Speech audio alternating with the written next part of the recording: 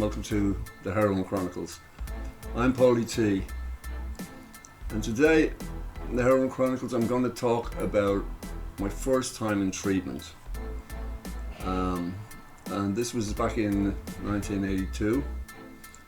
I'd come back from England where I'd got into trouble and had been in prison, and I started working in Dublin. I worked for a couple of months, but I was still nibbling, and that's the long and short of it. And my mother had asked me if I would go up and stay with Sister Concilio. Sister Concilio is a nun that opened a treatment centre called Coomwirra for alcoholics, and she had one in Athy, and she was opening another one in Newry at the time. I had an uncle that worked up in Sister Concilio's. He'd been with her for several years and had become one of our confidants and friends, and it was a mixed treatment centre. There was maybe 80, 90 people there. There could have been 25, 30 women and the rest men, or maybe 15, 20 women and the rest men, that's 70 men. And they were all for alcohol. I was, and have the dubious distinction of being the very first heroin addict that was treated at Coomwirra, who have gone on to treat hundreds of thousands of addicts over the years. But I was their very first heroin addict, and that was in up in Newry in 1981, 82.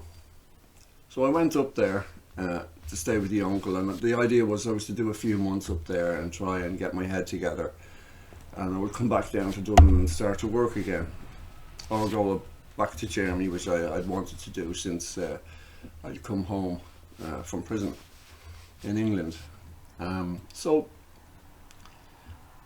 I was to go up to Newry. My uncle came down, collected me, we went up together, we drove up together, and he'd been at this stage, he'd been battling with alcohol for a long time in his own life, but he was at a period now where he had 2 years dry, sober, and he was doing very well, and had become Sister Concilio's right-hand man up there. He took charge of a lot of the construction jobs, and he was involved very much in this Coomwirra treatment centre. And Coomwirra, for anyone who doesn't know, means Harbour of Mary. It's because it was run by this nun and several other of her nun friends. So they never had dealt with a heroin addict before, and that's the point I wanted to make.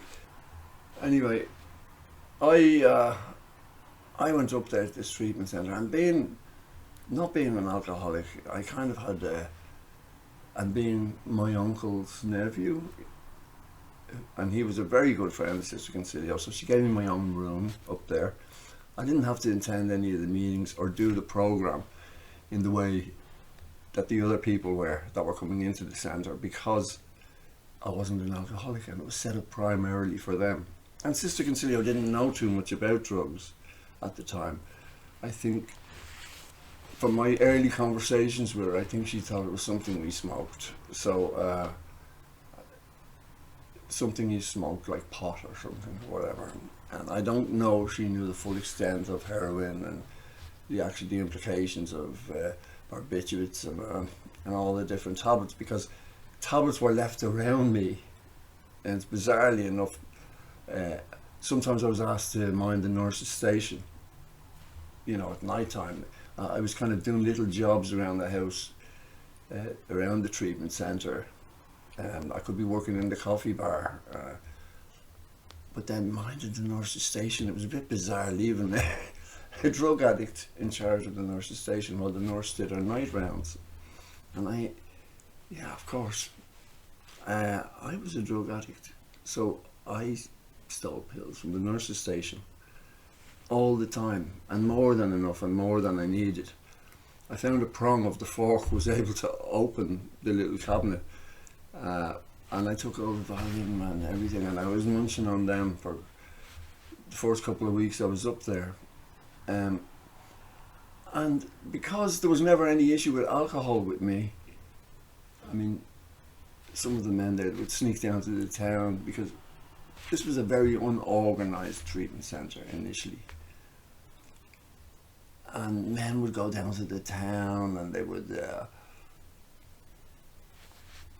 buy alcohol, bring it back up. People would go out and smuggle in drink. Visitors would bring in drink to people. It was a fucking crazy place. But I must add, like, Sister Concilio was a great woman. She did a lot and helped a lot of people over the years, myself included.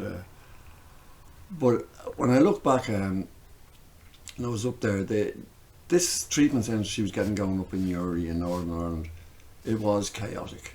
It was chaotic, but she was just finding her feet. And when it came to drug addicts, she really didn't have any idea how to deal with them. Now, this treatment centre was very religious.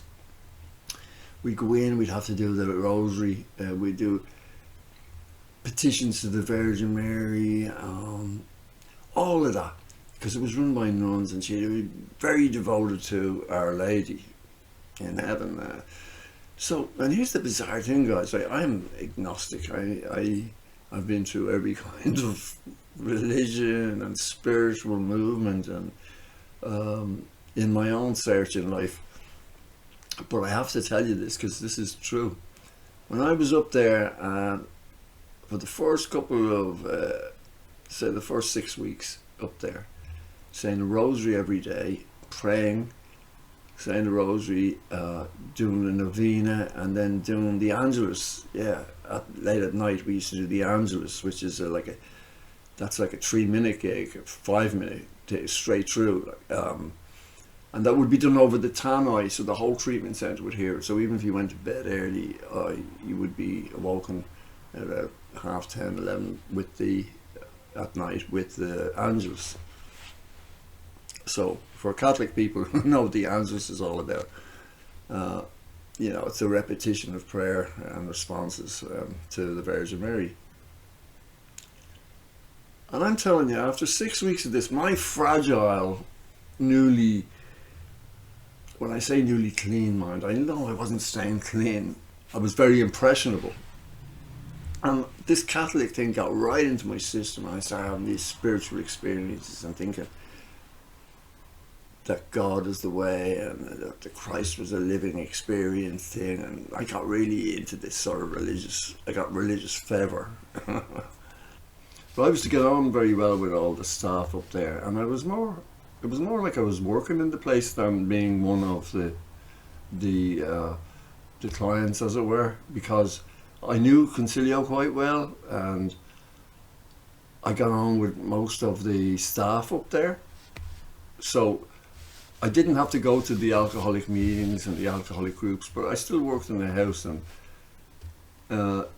it happened so, and it's just so unfolded and evolved that because my uncle was up there and he was well known and respected, and I was given a bit more responsibility than maybe I should have been, and I would find myself going into town sometimes with my uncle or with one of the staff workers to get the groceries, and I'd be handed the money and the list. There was a huge trust they put on me, and maybe too much too soon for me, because I found myself taking advantage of this kind of freedom I have up there. And I remember there was some voluntary workers would come up to this treatment centre, and there was one woman there. Now remember, I'm 22 at the time. This woman was about 40. She was very kind, very polite, very flirtatious with me, and the long and the short of it was, she used to go and get some shopping and bits and pieces for the centre as a voluntary worker, and I would go with her sometimes in the car, and sometimes we'd stop off at her house and we'd end up in bed together.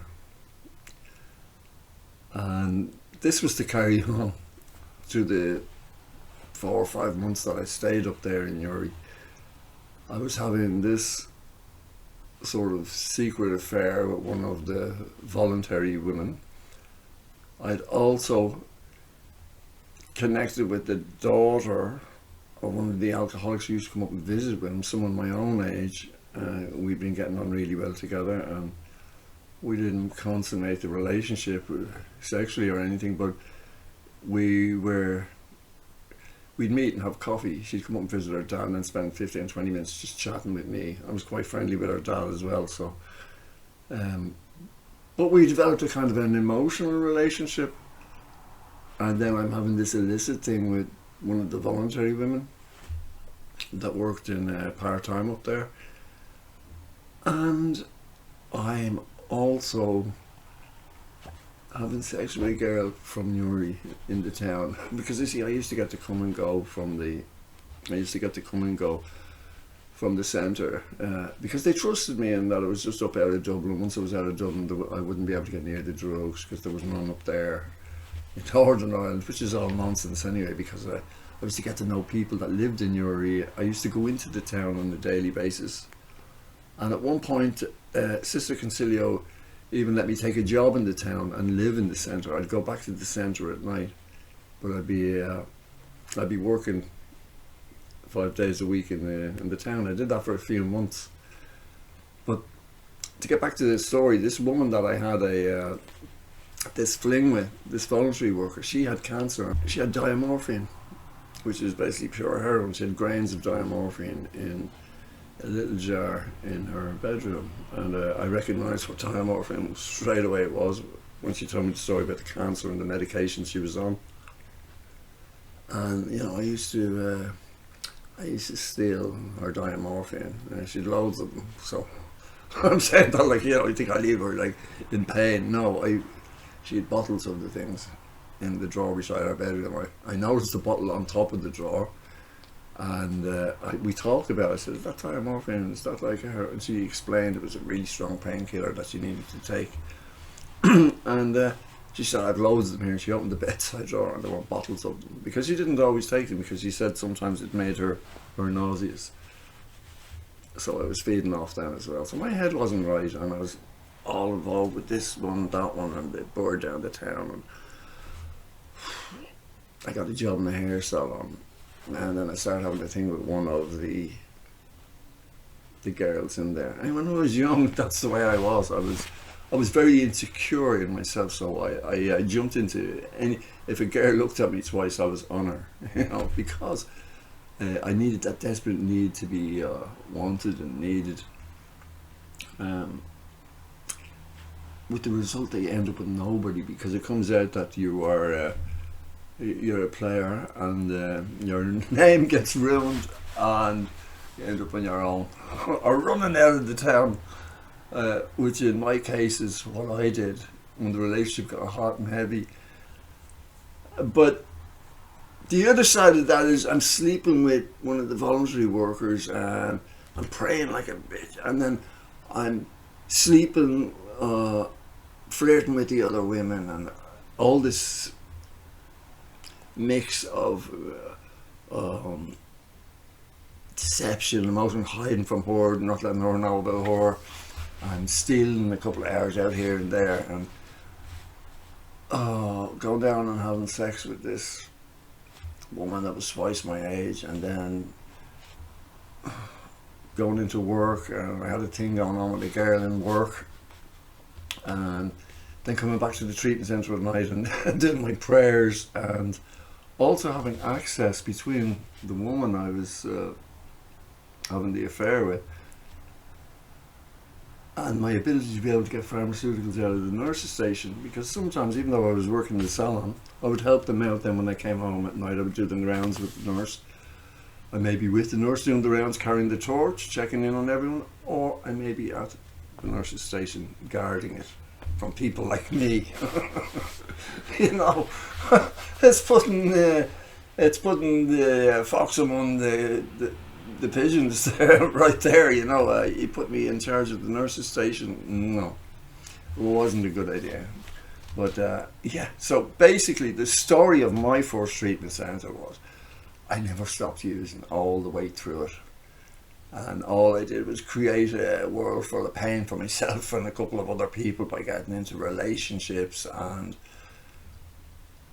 the bizarre part about it, I also got into the religious thing got really deep in me and confused me a lot. It was the first sort of religious experience I was to have, and it was to start my interest in spirituality. I was soon to go back to Germany, where I would settle for the next 8 years, and that's a whole different story. This is where things start to get a little crazy, but that's for the next one. Thanks for being with me. This is Pauly T, Heroin Chronicles, my first treatment centre. I should say also, I was to go on to another 30 plus admissions over the next 35 years, and can honestly say I was never able to get my recovery in a treatment centre.